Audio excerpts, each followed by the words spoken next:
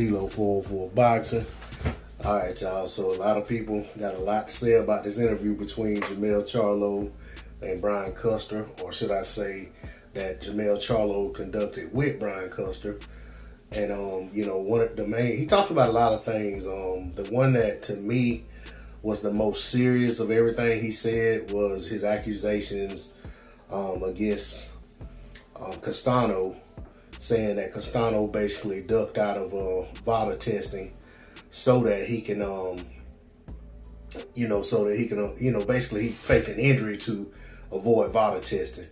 I think that's the most serious thing he said, and what should probably get the most attention, but of course is not.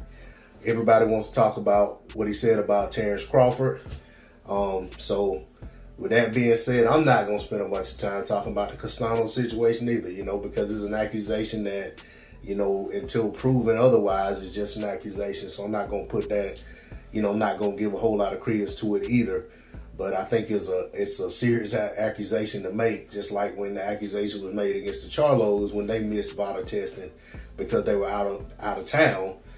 And you know what I'm saying? And I just feel like, that's not really a good thing to just be putting out there, if you don't really have proof. But that said, let's get into what he said about Terence Crawford. Y'all ain't never seen no real shit like this shit here. How about he do what's best and go fight Errol Spence then? Shut up, take a little bit less money, be quiet, humble yourself, and fight Errol Spence, a stud. Do what he say, and then you might be the challenger sometimes. Bob Arum don't give a damn about him. Bob Arum told him to his face he done got lawsuits with his own promoter. You ain't worth shit to me, for real. You got Ennis, you got Garcia, you got Thurman, you got people making a name for themselves in your own weight division. Sit your ass in your weight division and see if you can beat one of them. Cause fucking with me, you gonna get knocked the fuck out. I'm a knockout artist, baby. Basically, Jermell, the main takeaway I have in it, and I know everyone else has their own takeaways, everyone else has their own perspective, but the main thing I take away from it is that Jermell Charlo really is interested in the Terence Crawford fight. He's basically, saying, he has things that he's working on, and he said he had, basically that Terence Crawford has things that he needs to do at 147 down at the little weight class, so it's just not a fight that's, it's not a realistic fight right now. The first thing I heard a while back when Jermell seemed to have caught wind of Bud Crawford talking about fighting him, he came out and said, hey, I'm going up to 160. So where's the fight gonna happen at? It's not a realistic fight. I don't know that a scenario could arise that will make the fight realistic, to be honest. Even with Bud not having if the Spence fight didn't happen, Bud doesn't have a straight line to Jermell Charlo. If anything, he could potentially get a shot at Castano if Castano and Charlo didn't fight.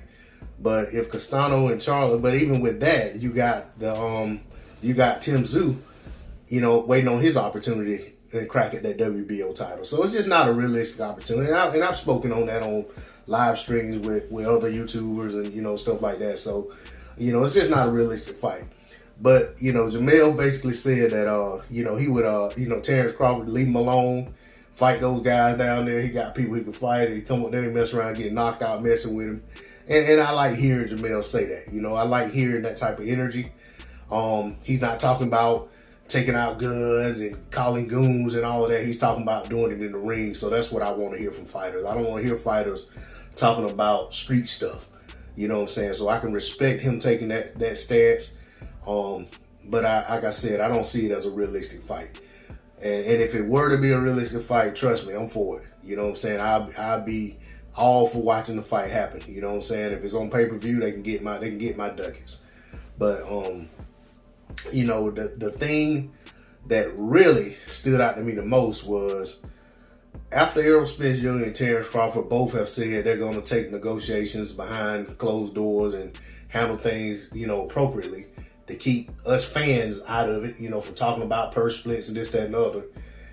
Spence's main man, Jermell Charlo, comes out his mouth telling Terence Crawford that he needs to humble himself, and he got to take less money. He can be the challenger and all this, and take the Errol Spence fight. So basically, he's implying that, hey man, you need to worry about, you holding up the Errol Spence fight, and I've talked about this ad nauseum, that, as of right now, there is no split to take.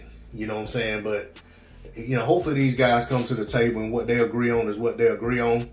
But I don't think it's a good look for Jermell Charlo to be discussing Errol Spence's situation with Terence Crawford in terms of their purse splits or this, that, and the other. I mean, and I'll be honest, I don't think any fighter should be talking about it. That's their business.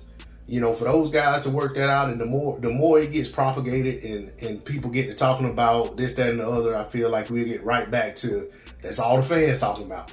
Yeah, see, even such and such say he ought to take less money. Even such and such say, so it's just, it's just one of those things I feel like I could have done without hearing Jermell make that comment. But as for Jermell and Crawford fighting, I hope Jermell thinks in his mind that if Terence Crawford comes up to his division, he can knock him out. I hope that Terence Crawford thinks in his mind that if he goes up to 154 and fights Jermell, he can knock him out. And if it comes to that, I'd love to see the fight. Now, don't get me wrong. In no way, shape, form, or fashion would I want this fight to be put ahead of Errol Spence Jr. versus Terence Crawford, or Dennis Ugas versus Terence Crawford, if that's the way the cookie crumbles.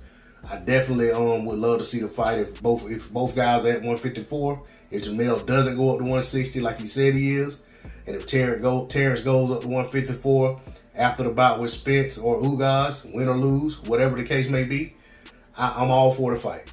But that's all I got on it. D-Lo 404 Boxing. Like, share, comment, subscribe. I'm out. Peace.